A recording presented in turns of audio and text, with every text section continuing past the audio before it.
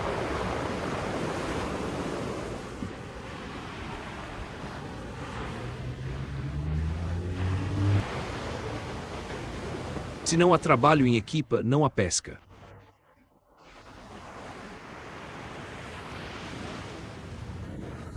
A população local é muito simpática. São muito...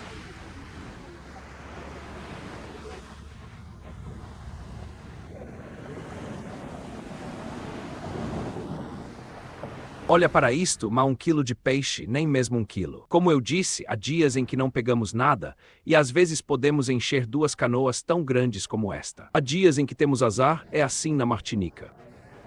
É só uma questão de sorte.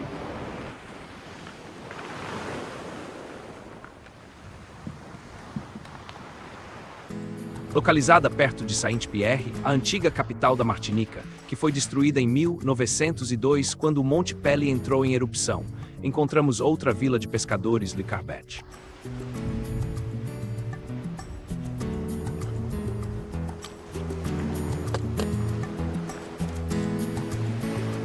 Para aumentar a escassa renda da pesca, começou uma nova atividade relacionada com o turismo. Seja qual for a razão, o evento que Marcel e seus amigos experimentaram em Carbet Beach foi certamente interessante.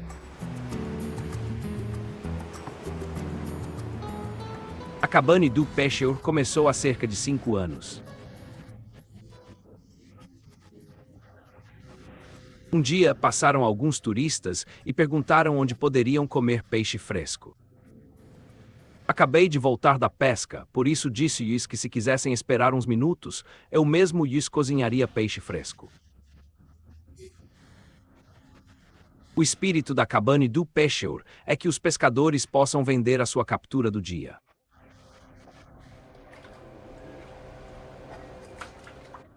Dá aos turistas o verdadeiro sabor da Martinica, as pessoas, a calorosa recepção, os costumes do país. Tudo faz parte do país. Esta manhã viste os pescadores a chegar à cabana. Eles trazem peixe fresco. Filamos-os e tornam-se a pesca fresca do dia no restaurante Cabane du Pêcheur. E é comido naquele mesmo dia.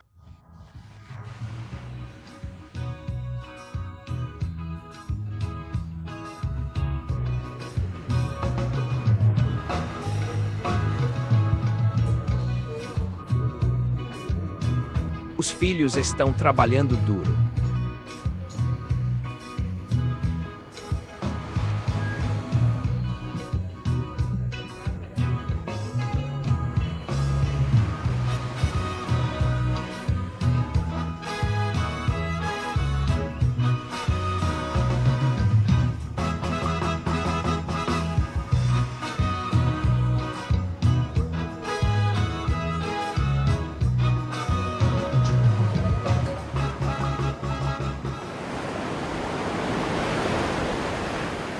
Grand-Rivière é uma aldeia costeira que está realmente no meio do nada. Está situada no sopé de um penhasco íngreme e sua costa é batida por mares turbulentos. Devido ao seu ambiente hostil, os pescadores do Grand-Rivière são considerados os corajosos marinheiros da Martinica. Minhas primeiras lembranças são do meu pai, o pescador, quando voltava de pescar.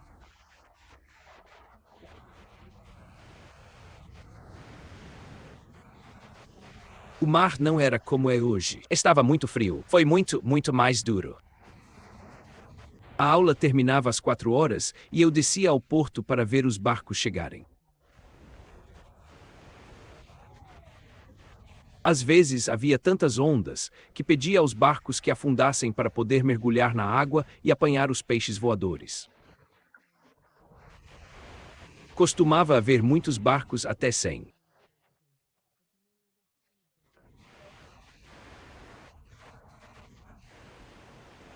Costumávamos usar barcos de vela, mas só nos deixávamos levar puxando uma linha de pesca.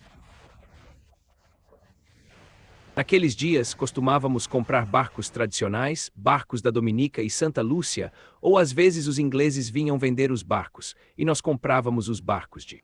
Não eles. Havia ingleses que vinham comprar os barcos. Comprámos-los das mãos deles. Foi um bom barco. Claro que foi.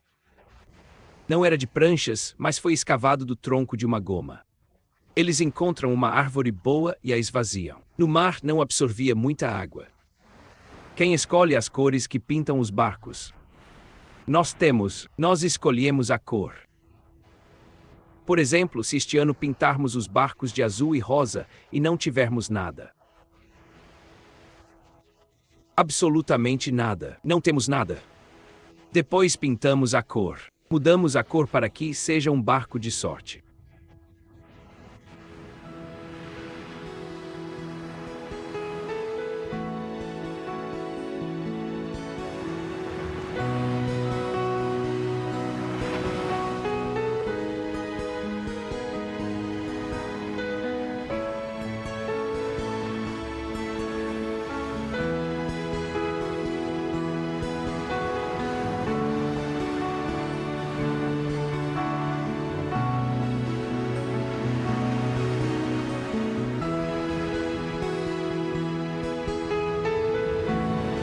Preço é preço, preço, preço.